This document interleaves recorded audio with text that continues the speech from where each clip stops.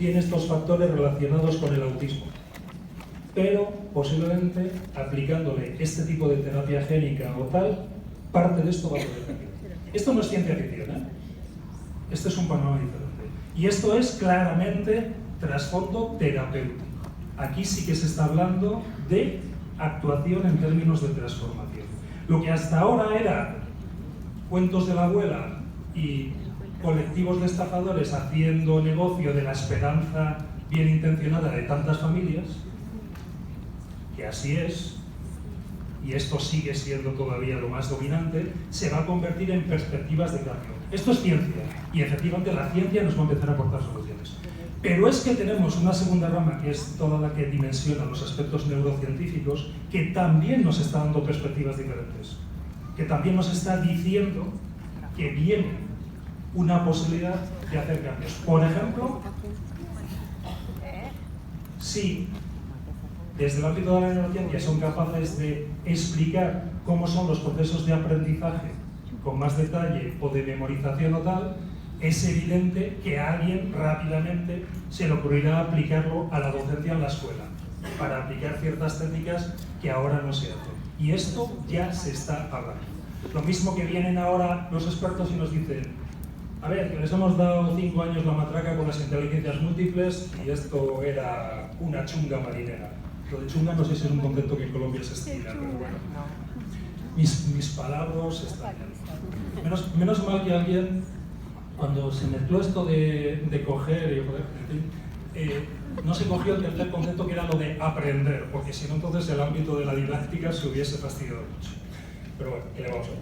Bien, la genética y la neurociencia nos van a cambiar el panorama. Y esto sobre todo en el síndrome de Down, porque es síndrome de Down, en el X frágil, en las discapacidades que tienen un componente genético claro. El autismo tiene un montón de factores relacionados con dimensión genética, no los tienen claros, están hablando de 10, 12 genes principales en este momento, pues están hablando de que se puede decir hasta 50, 60, 70% de factores de causa genética. El autismo va a cambiar con este tipo de avances. Va a cambiar. Y menciono el autismo porque es discapacidad emergente.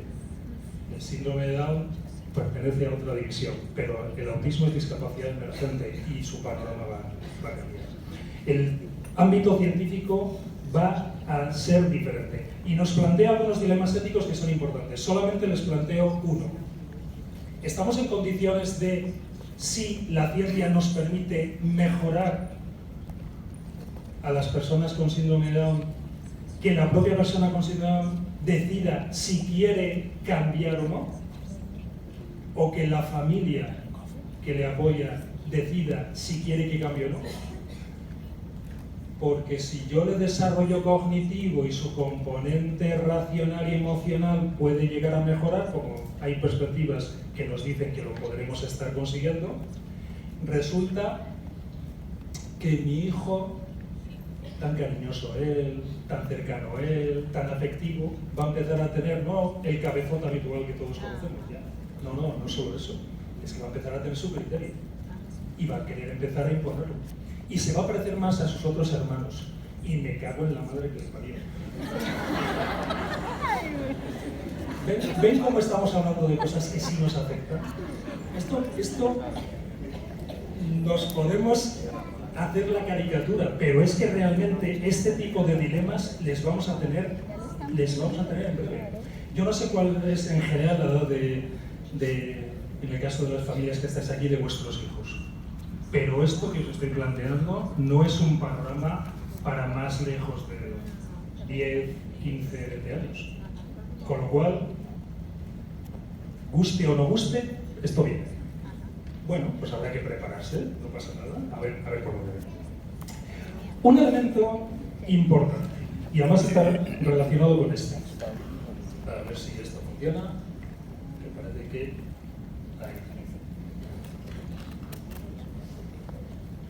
Este es muy importante porque además es un cambio de paradigma que queda siempre muy bonito decirlo en las charlas y alguien dice, ¿qué es? Esto. Cambio de concepto. Cuando pensamos en la discapacidad intelectual, ¿en qué pensamos la mayoría de los que estamos aquí? estamos viendo la ballena. Esto es Moby Dick y la ballena es una persona con limitaciones intelectuales. Cuando pensáis en vuestros hijos y en lo que son capaces de hacer, ¿en qué pensáis? ¿En que van a ser más o menos talentosos intelectualmente? Es decir, ¿en que un día os van a llegar profundizando sobre la hermenéutica kantiana o haciendo alguna reflexión de ese tipo? ¿O que realmente van a tener una vida de carácter funcional, cercana, donde el fuerte que todos conocéis, que es un fuerte sobre todo emocional, va a seguir estando presente? En este momento, el avance de la ciencia nos está diciendo que en el caso del síndrome de Down, pero de otras discapacidades de ámbito cognitivo, sucede igual. Las limitaciones internas que afectan a la estructura cerebral conllevan inevitablemente limitaciones de tipo intelectual y algunas de tipo emocional, sobre todo en términos de autocontrol. Resulta que las posibles mejoras que pueden venir en próximos años pueden incidir mejorando, por ejemplo, esos aspectos de autocontrol emocional.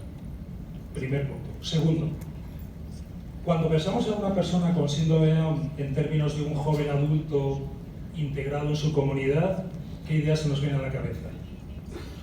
Que sea productivo, que trabaje, que tenga un entorno de relación, de comunidad, que tenga relaciones humanas, evidentemente un mundo afectivo que se desarrolle, es decir, y un entorno de comunicación normal.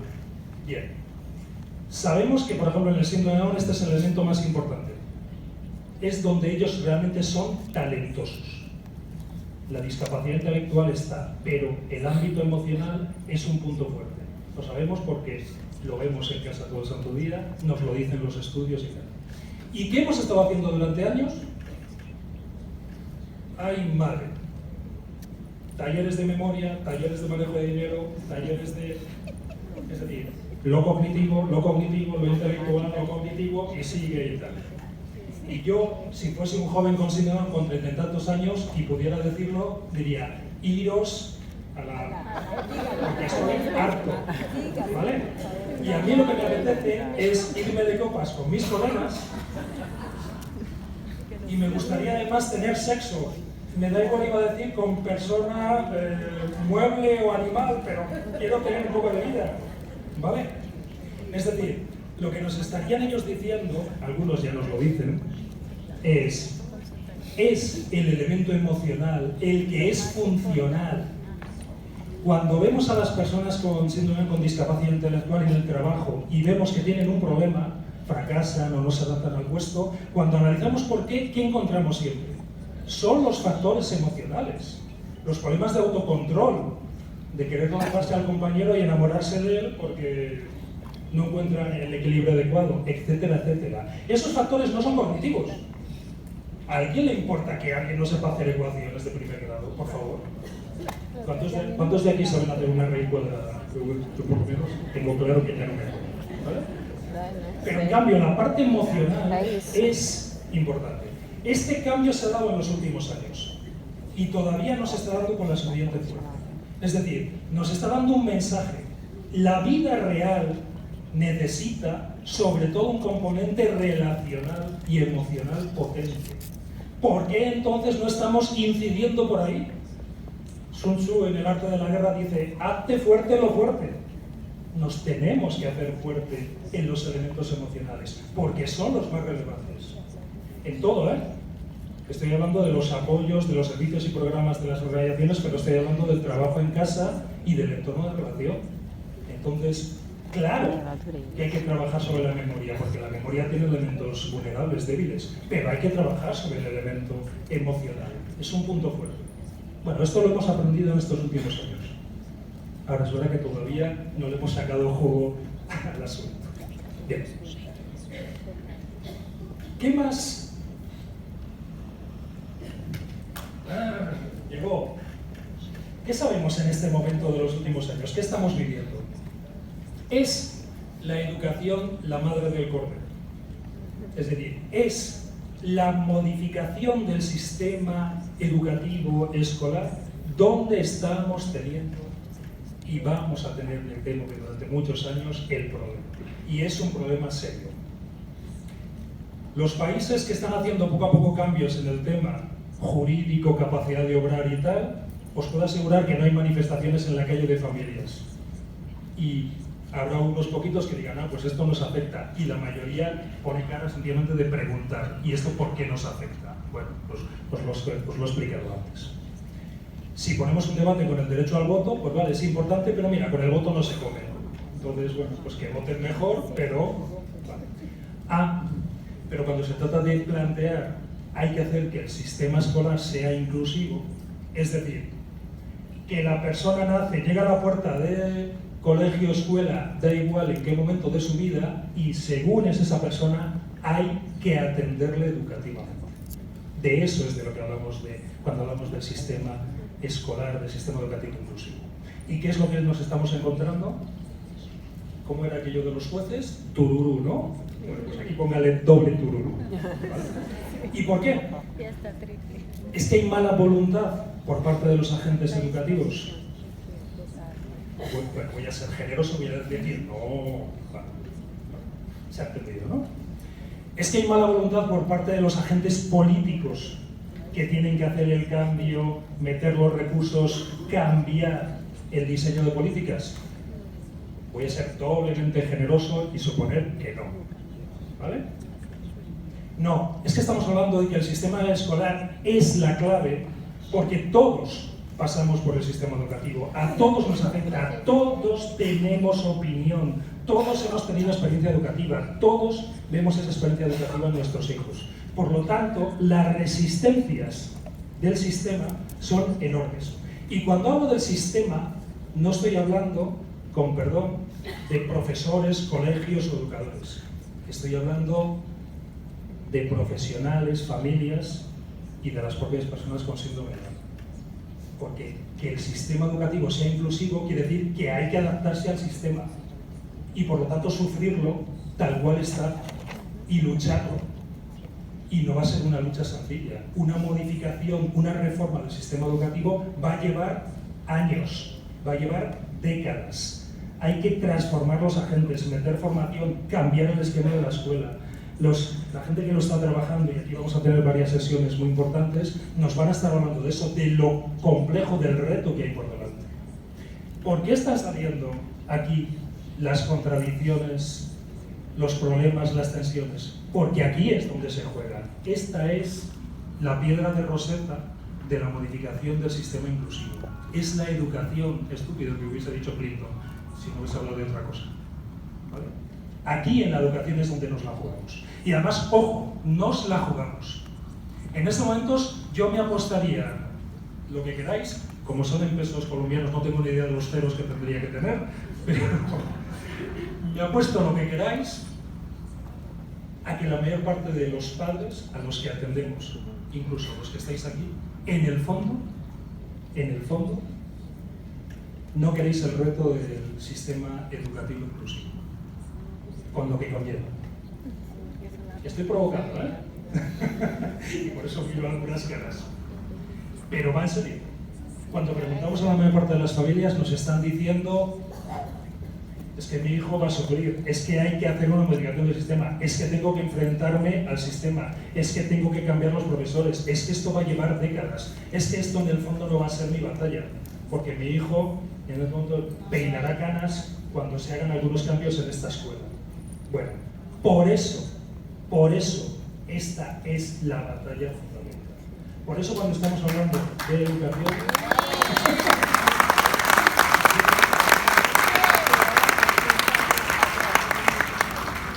Luego podréis aplaudir a Nacho, al profesor de Málaga, que de esto habla mucho mejor que yo. Pero realmente aquí es donde está el corazón del cambio del sistema, aquí. Y esto es nuevo en los últimos años. Y desgraciadamente no va a ser nuevo en los próximos. Vamos a tener varias décadas complicadas.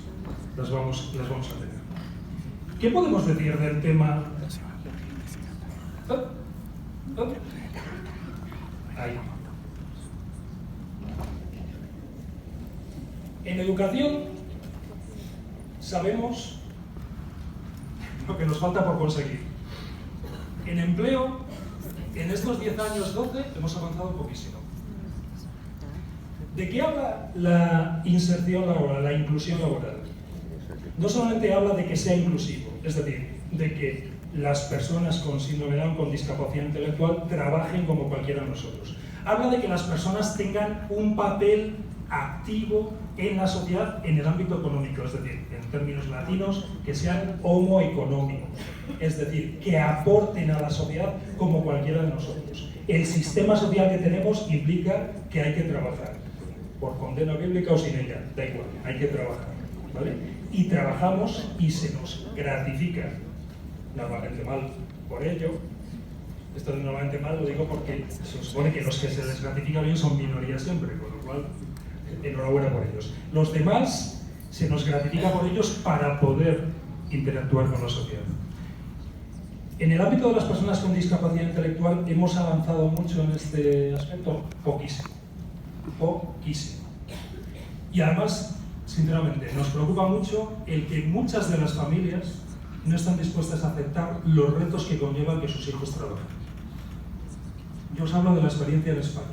En España, ahora mismo hay más ofertas por parte de las empresas para contratar a personas con síndrome de Down que familias quieren, por muchos motivos, Desde que mis expectativas son elevadas y si me estáis diciendo que el síndrome de Down es guay y cojonudo, ¿por qué no puede ser ingeniero o estar en una oficina de tal? Bueno, pues porque seguramente ni lo va a hacer bien, ni se va a enterar, ni se va a manejar. Entonces, ¿para qué queréis que esté? Claro, es que para que esté en un restaurante o atendiendo de pizzero, ¿qué faena? Bueno, primero, tener un papel activo de ámbito económico, ser un aportante de esta sociedad, estar gratificado por ello, y luego que las personas tengan unos recursos, aunque sean pocos, para que sean suyos, es decir, exactamente lo mismo que le pedimos a nuestros otros hijos y nos hemos pedido a nosotros. Sinceramente, ahora mismo el mayor problema no le tenemos en las empresas, no le tenemos en la regulación económica, que también lo hay, nos faltarán leyes de apoyo. El mayor problema puede que le tengamos nosotros. Y lo lógico es que cualquier persona con discapacidad intelectual de forma razonable trabaje. Lo que no es lógico es que haya una persona con síndrome con 20 y tantos años que no trabaje. Eso no es lógico. Por lo tanto, si se está produciendo, tenemos un problema. Las cosas claras y el chocolate espeso, que decía mi abuelo. ¿Vale? Aquí hemos avanzado un poco. ¿Qué más podemos decir de estos años? Una reflexión en general. Estos últimos años hemos aprendido alguna cosa sobre este proceso de cambio en el que estamos, en el que están nuestras organizaciones. ¿Quiénes son realmente los protagonistas? Dos.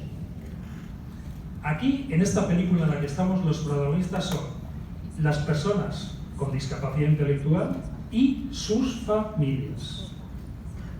Y este tema es importante, porque en otros ámbitos de discapacidad, el concepto de derecho individual es un concepto personal. Pero la discapacidad intelectual no es tan fácil otra vez. La discapacidad intelectual conlleva que la familia tiene un papel, porque nunca vamos a tener una persona con síndrome de Down, por ejemplo, con un control absoluto de su vida independiente absoluta, emancipación total. No. Sabemos que va a necesitar determinados elementos de apoyo. Y además la propia convención nos lo plantea claro. Hay que definir esos apoyos y aclararlos. Pueden ser mayores, menores, diferentes y tal.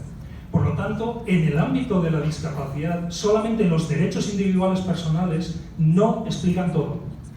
Aquí la familia juega.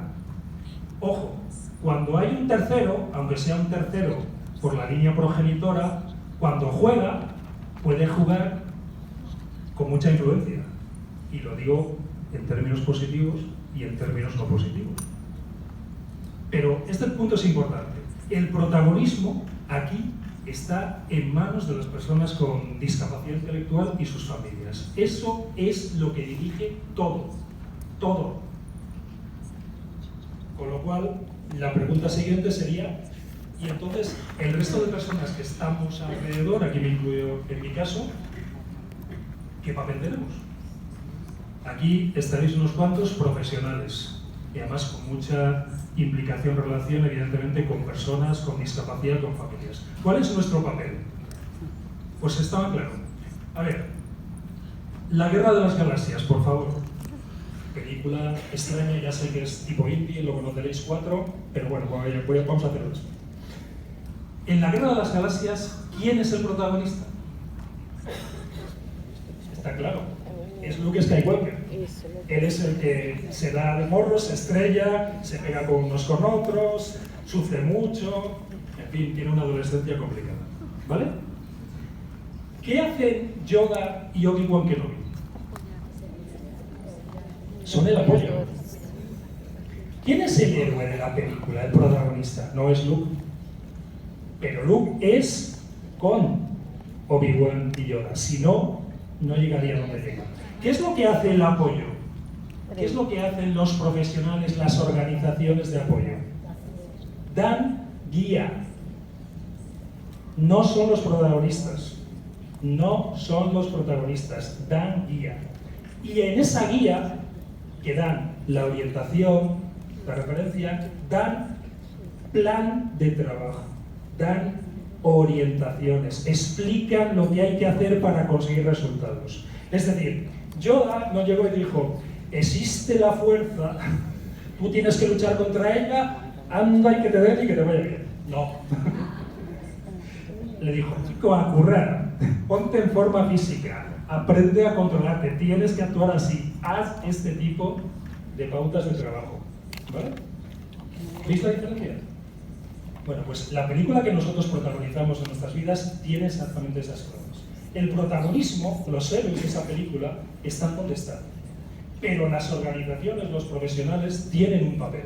Pero es un papel no menor, pero es un papel diferente. Y es un papel de guía, orientación y ayuda a la planificación. Y nuestras organizaciones tienen que tener eso. Y nuestras organizaciones tienen que tener claro eso. Y si yo quiero que las familias luchen por la inclusión educativa, tengo que aportarles una visión, una orientación y un plan de trabajo. No tengo que decirles, la inclusión es fabulosa y además es la Convención de Derechos Humanos y qué bien nos ponemos todos y ahora pégate tú con el colegio y a ver cómo sacas a tu hijo adelante. No, no, porque para eso no hubiésemos hecho las asociaciones y las organizaciones que hemos hecho. Vale, este ajuste le estamos aprendiendo a trabajar estos últimos años. Y además, el reto de la convención, con todo lo que conlleva, nos está planteando retos de cómo encontrar ese papel adecuado. Entonces, hay que ubicarlo bien. Y ojo, el papel de profesionales, de apoyo, de organizaciones, no es un papel menor, es un papel relevante. Y además, en síndrome de Down, en discapacidad intelectual, en general podemos estar muy orgullosos de lo que ya hemos construido. Hay mucho más que construir. ¿Dónde es donde ahora mismo aquí nos aprieta el zapato? Bien. El que crea, esta foto es una preciosidad de nubes lenticulares en el monte Fuji de Japón. Muy bonito. El que crea que el talento individual, sea de una familia, sea de un profesional, sea de una propia persona con síndrome de Down, va a ser suficiente para conseguir resultados, cuando estamos hablando de resultados de cambio social, lo va a tener difícil. Con eso no hacemos el cambio. El cambio va a requerir una mentalidad colaborativa, de participación, de buscar cómplices, de generar redes. Por ejemplo, el síndrome de Down tiene un problema en ámbito iberoamericano. Y mira que esto, aparte de las organizaciones de aquí de Colombia, tiene además la marca de Fiadón detrás. Pero tenemos un problema. Y tenemos un problema, y es que la vertebración asociativa que tiene que permitir aglutinar ideas, reflexiones, orientaciones de cambio, es débil, es demasiado débil. Este congreso es una buena noticia que haya juntado como mínimo a 2 organizaciones de Colombia para ponerse de acuerdo para colaborar. Es una buena noticia, pero es una mala noticia, porque en vez de 2 tendrían que haber sido todas. Poned el número que queráis. ¿Vale? Y de eso se trata, ¿eh? México. el país del tequila y de muchas cosas más. Pero, por ejemplo, el signo que he dado es el ejército de Pancho Villa. Literal.